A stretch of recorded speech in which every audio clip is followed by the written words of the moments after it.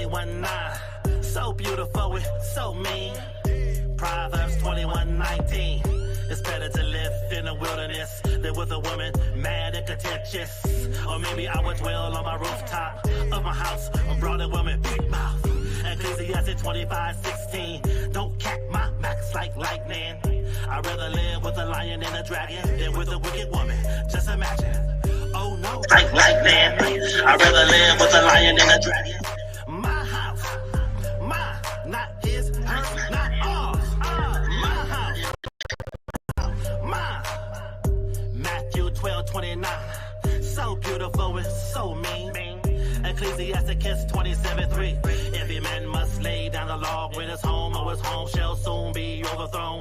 Or how else, how can one enter into a strong man's house? Surrender my house, my house, my. We are the Israelites, we ain't a gang. Crown of gold, black and bold, gun in hand. You're either with me or against me. You go against the tribe, you go against peace. You go against your shy, you go against me. Don't make me get my T4-3. My house, mine, not his, hers, not ours. I had a little birdie with lots of pretty colors, flew off and never came back. I got an old spotted dove with a broken wing, can't fly but always cover back.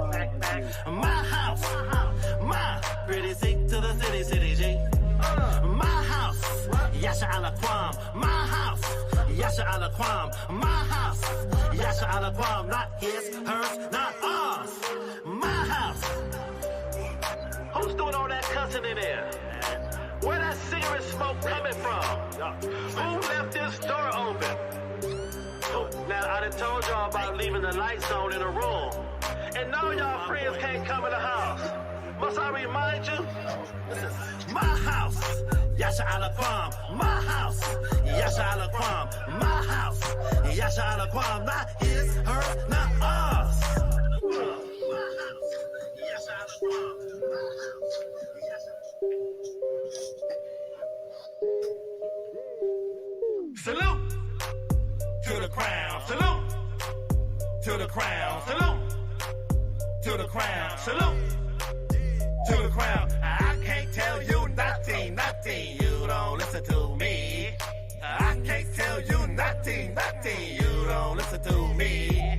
Salute to the crown. Salute to the crown. Salute to the crown. Salute to the crown. Intruder, bring it in her house. Okay, go run your big black mouth. Tell the crook what you told me. A strong woman don't need a method 19. Good. They don't need me now. Give me up when you're about that mess down. Better yet, please don't come around. But instead, if you wanna be down, salute to the crown. Salute to the crown. Salute to the crown. Salute to the crown. I can't tell you nothing. You don't listen to me. I can't tell you nothing. You don't listen to me. Salute to the crown. Salute to the crown. Salute to the crown. Salute to the crown. Explosion. House on fire. Grandma in the room can't walk, no liar. The roof fell, bit her wheelchair tire. She need a man to lift her over the fire. Carry her to an ice cold cup of water. She didn't want to hear about a strong black daughter. An independent woman ain't a man just alone. Can't stand it when a woman wearing pants around the home. I get at you, dog. I can't believe she attacked you, dog. But believe me, don't slap her, dog. You a man, she ain't no match at all. Do I really see the city G? Yeah, man up. That ain't never happened to me, but stand up. Be how God wanted you to be. Damn it. Is she with he or is he with she? Salute to the crown. Salute to the crown. Salute to the crown. Salute to the crown. I can't tell you nothing. You don't listen to me. I can't tell you nothing. You don't listen to me. Salute to the crown. Salute to the crown. Salute to the crown. Salute to the crown. Ah.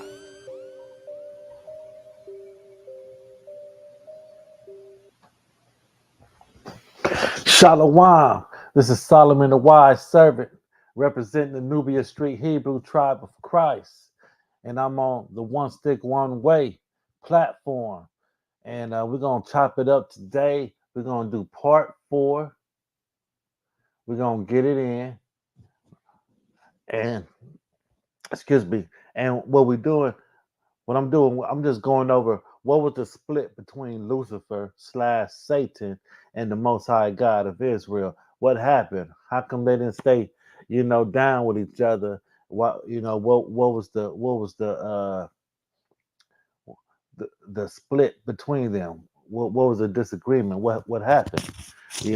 So I'm just reading over some things. I'm in the book of Melchizedek, and part 1, 2, and 3, we went over that when Christ created, when the Most High created Lucifer, and put him in charge of everything, told him his game plan, and uh, told Lucifer about everything except for this dark little hole, this dark abyss, and that just ate away at Lucifer. He kept wondering what's up with that dark abyss.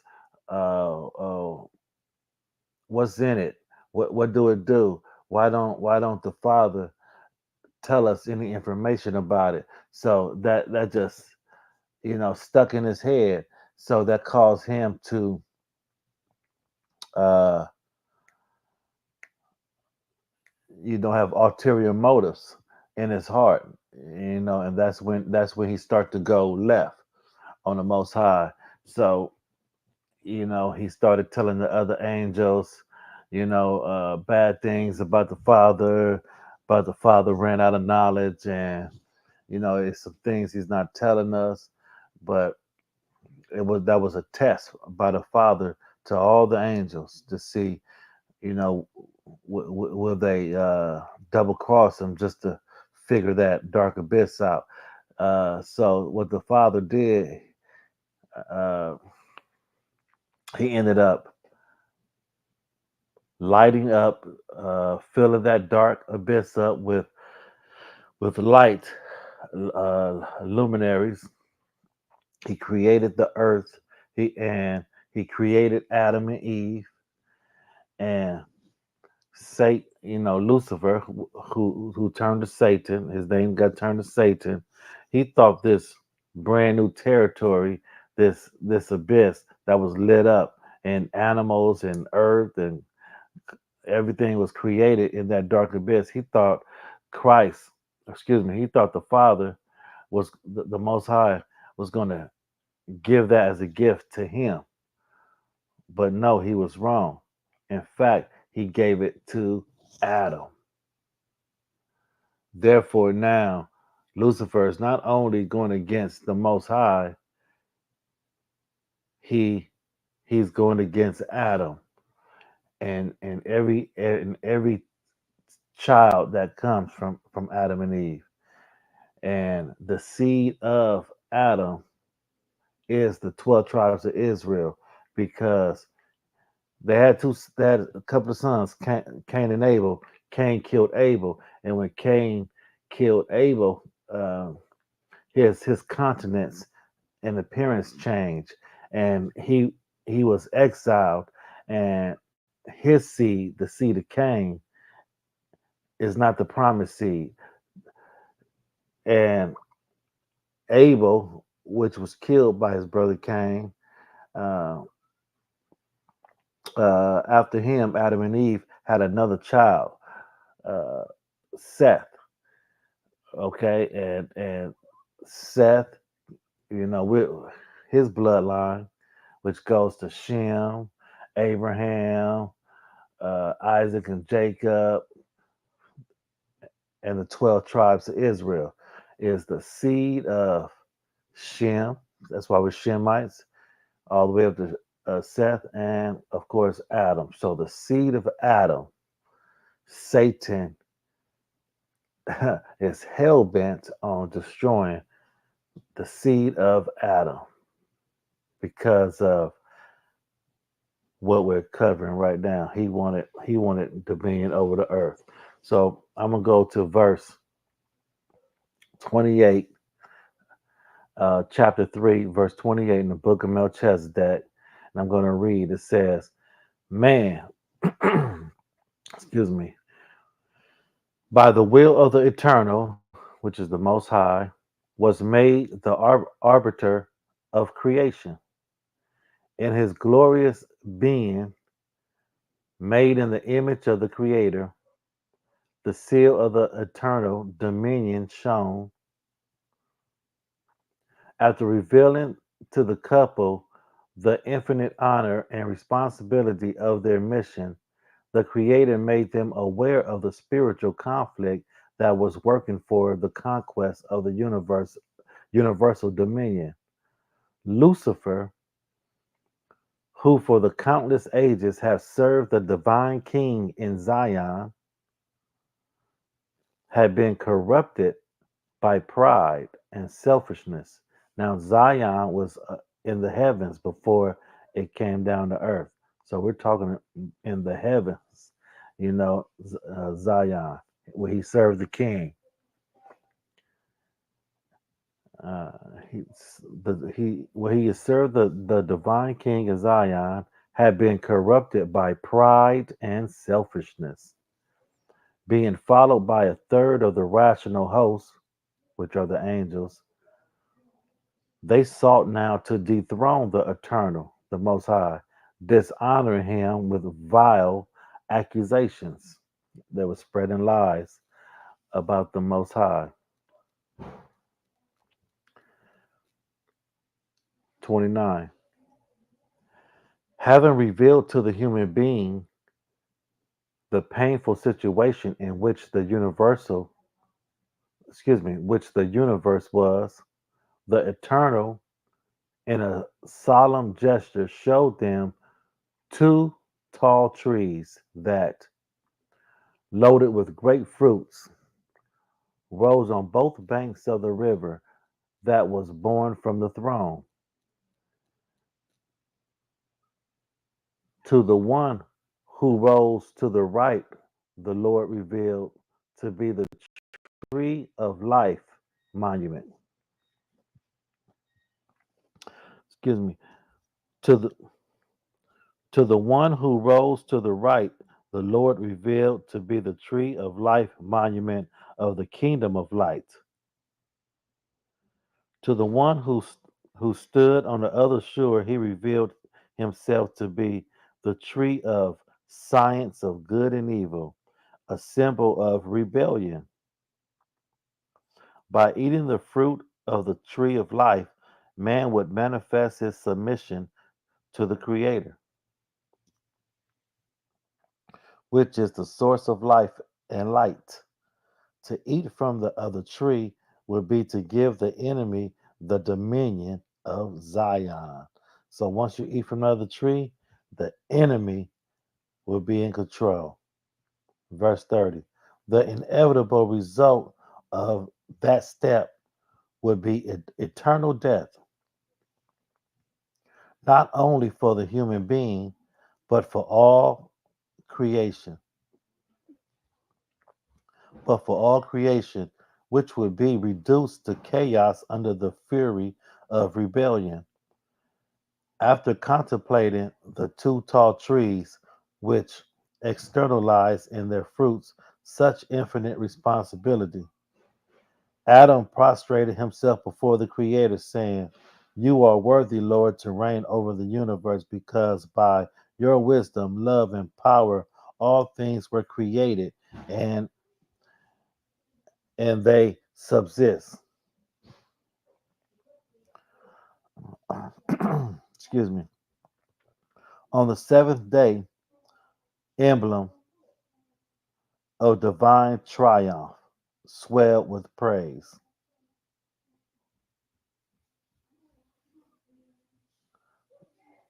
All the children of the light joined the human being. The children of the light are the angels. All the children of the light joined the human being in the most harmonious song of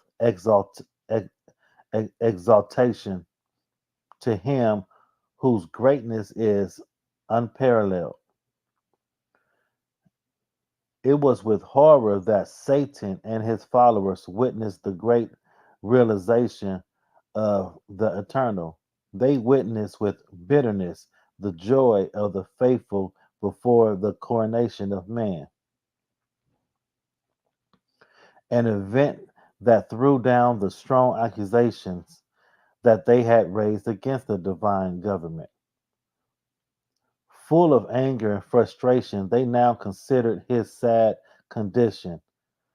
How terrible and humiliating was the thought of seeing their plans of rebellion vanish before the Creator, similar to the shadows of that night. So it's saying that Satan and his followers saw that all the angels were still praising and worshiping them and singing songs of praise to the Most High, and they're not thinking about Lucifer and the few amount of angels that decided to follow Lucifer. So now Lucifer is embarrassed and humiliated. Okay, verse 32. If they could, they thought they would fill the Sabbath with darkness. So, see, Satan wants to fill the Sabbath with darkness. That's why he convinced all the pastors and priests to hold Sunday service instead of worshiping and praising and having holy uh, uh, convocation on the Sabbath. They changed the day of the Sabbath because he wanted to change the Sabbath into a day of darkness. So if they could, they thought they would fill the Sabbath with darkness, erasing any hope of victory from the minds of the subjects of the eternal. Finally, in their considerations, Satan and his leaders, the people the angels he put in charge, understood that they had an opportunity in the middle of the Garden of Eden on the heights of Zion. The tree of the science of good and evil was rising next to the river of life. A human gesture would be enough, nothing more, and they would have under their power forever the coveted domain. They would have under their power forever the coveted domain. But how but how to seduce him? Encouraged by the prospect of a conquest, Satan sought ingenuously to formulate a boarding plan.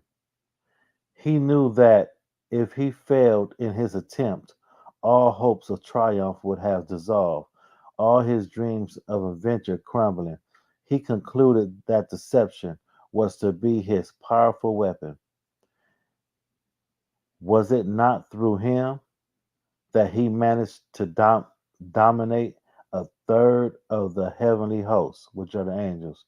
He will wait, therefore, for an auspicious moment to arm his ambush. So he's carefully planning things out right now, trying to figure out how to seduce Adam or Eve. Okay?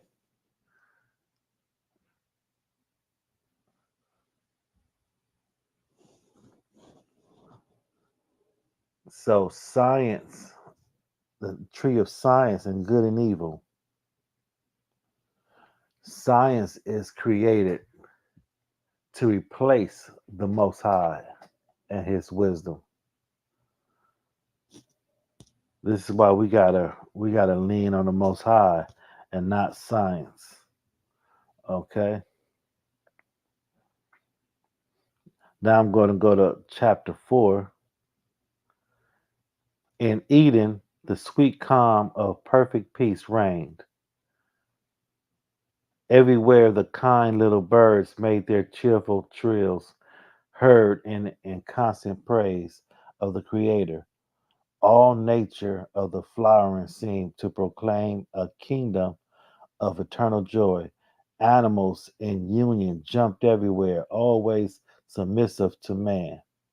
See, the animals were submissive to man. They weren't trying to bite or kill mankind, you know. So I'm going to go to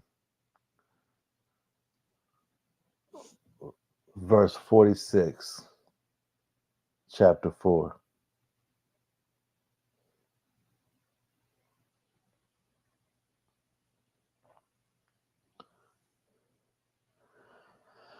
And we're going to see what that says.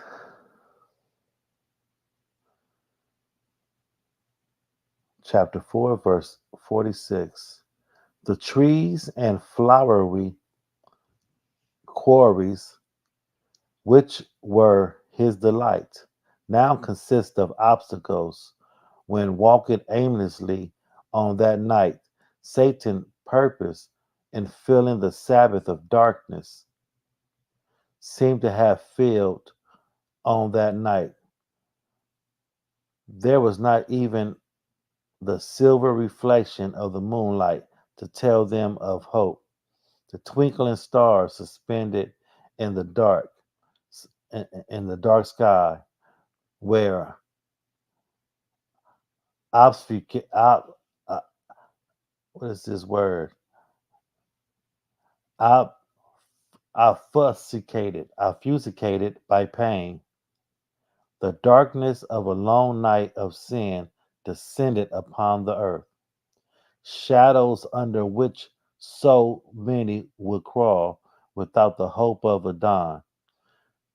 It was high night already, and the darkness seemed to wrap the sad couple in eternal showers. They didn't even meditate on their few words, suffocated by the agony of a dawn.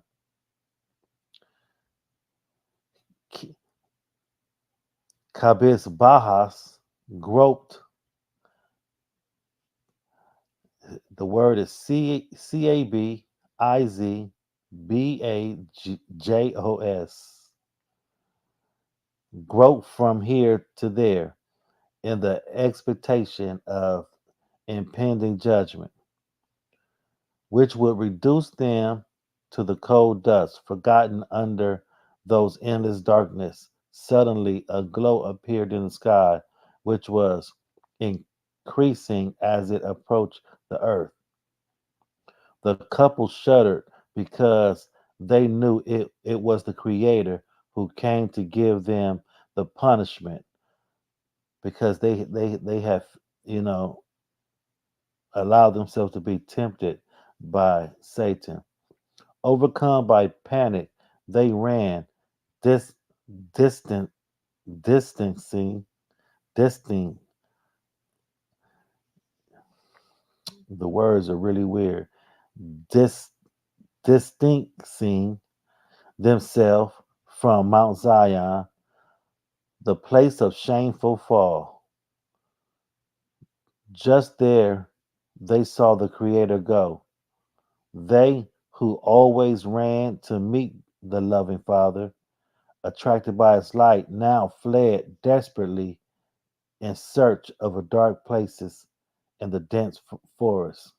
So after Adam and Eve sinned, they no longer run to the Father. Now they run from Him, trying to hide because they fell for the the tricks and the temptation of Satan.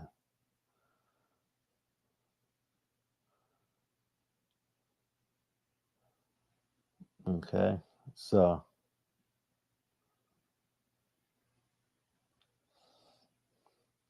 I'm gonna go back up to verse 6. It says, two powerful angels was charged with the decisive mission. Immediately commissioned messengers stormed through the gates of Jerusalem. Jerusalem was in heaven at first.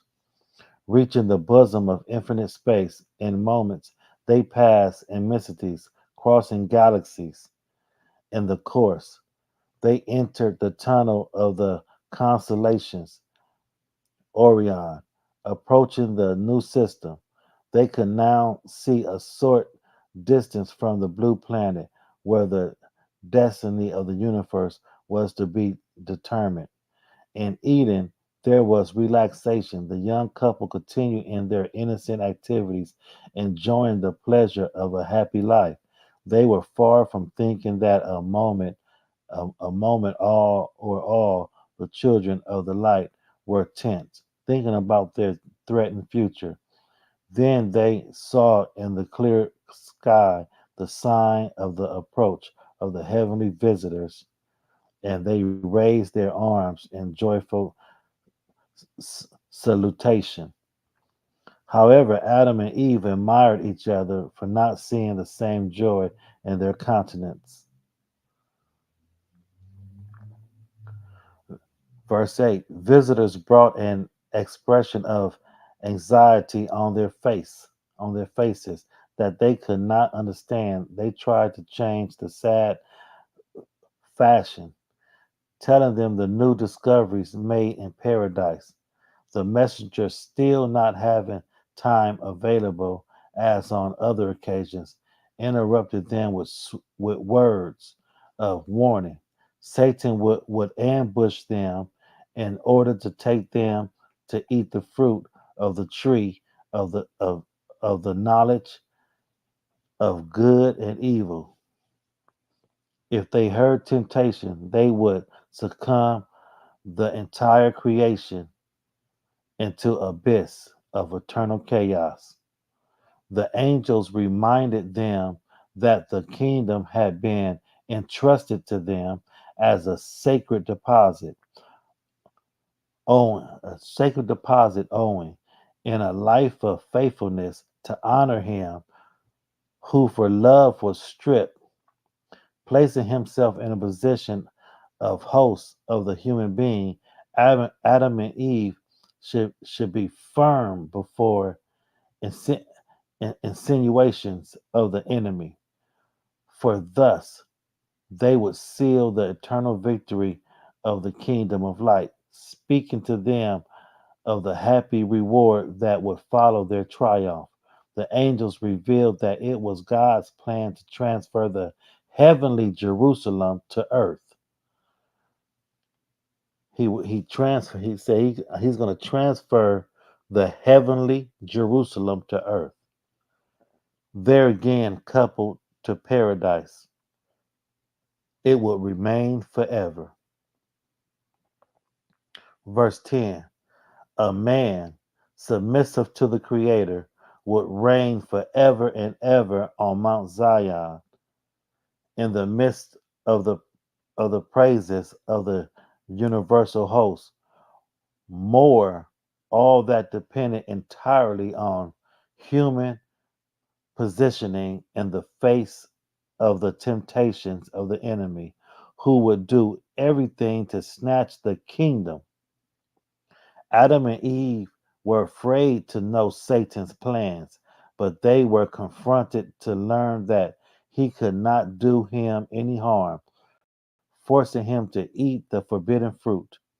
If, however, he tried to intimidate them with his power, all the eternal hosts will come to his aid.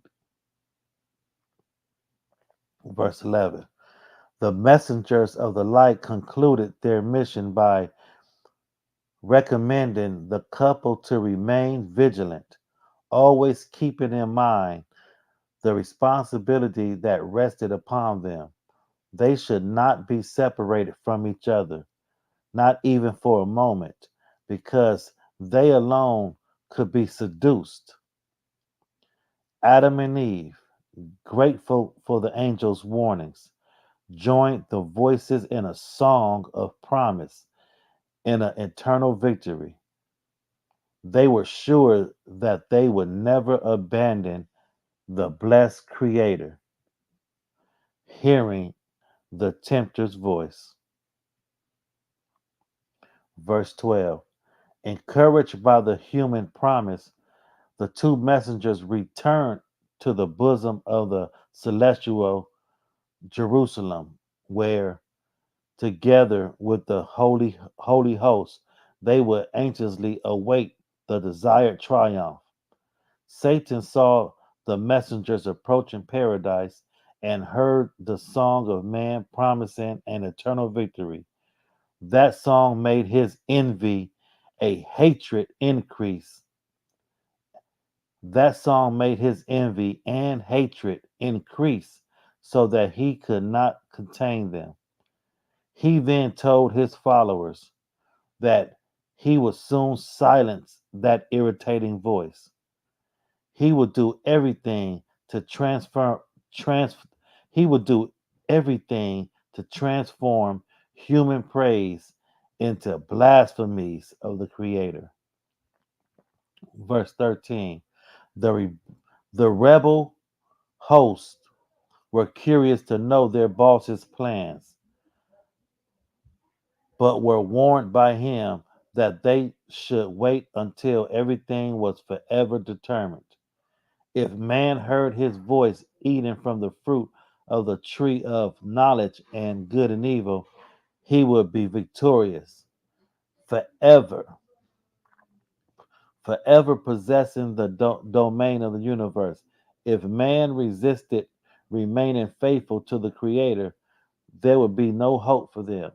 Paradise seemed to be surrounded by eternal security, but in the countenance of man, one could see an expression of fear.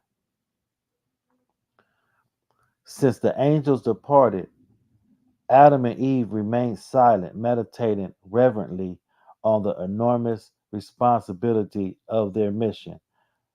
They thought of the seriousness of that impending test that would seal their future and that of the entire creation. Encouraged, however, before the thought of victory, they once again united the voices in a song that expressed the certainty of the covenant victory. That melody removed from their minds all the fear of defeat, and, and happily they ran through the green meadows, accompanied by the fiery animals that seemed to commemorate the great conquest. So Satan is plotting and planning on how to cause Adam and Eve to fall. And Satan's never going to give up because he wanted to rule the earth. But the Most High gave it to Adam to rule the earth. So this is why he hates the seed of Adam. And he wants to kill the seed of Adam and Adam. So that's part 4. We're going to end it right there. We're going to continue in part 5. Subscribe, press the subscribe button, like, press like, bless the Cash App if you feel like it. If this was a blessing to you, I'm Solomon the Wise Servant. Shout out to Karash. I guess he was busy today, so I just put this part 4 in real fast just to read through it some. I hope you guys were able to follow along. I know I was kind of uh, stuttering with my reading today, but so you guys, chime in on part 5, and we'll try to get it in a couple of days. All right, peace.